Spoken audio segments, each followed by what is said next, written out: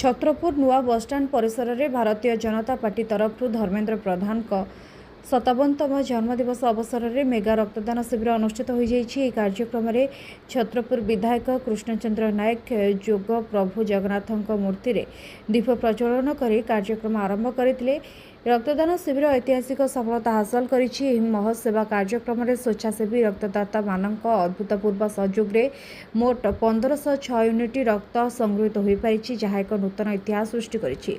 ए मानव सेवा मूलक महाशिविर में सामिल होइतिबा समस्त रक्तदाता, स्वेच्छासेवी, आयोजक टीम, चिकित्सा टीम एवं प्रत्यक्ष और परोक्ष भाव सहयोग करथिबा समस्त सदस्य को छत्रपुर विधायक कृष्णचंद्र नायक कृतज्ञता ज्ञापन करथिले। गंजाम जिला प्रतिनिधि ज्योतिरंजन गौड़ रिपोर्ट, सबुदिन टीवी।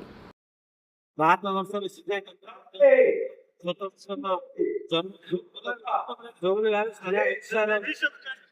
रक्तर अभाव अच्छे रक्तर अभाव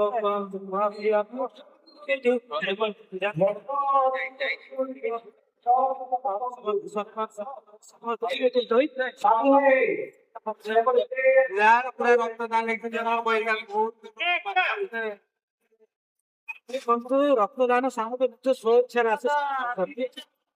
पाखापाखि के अन्य कहवा आज्ञा 4टा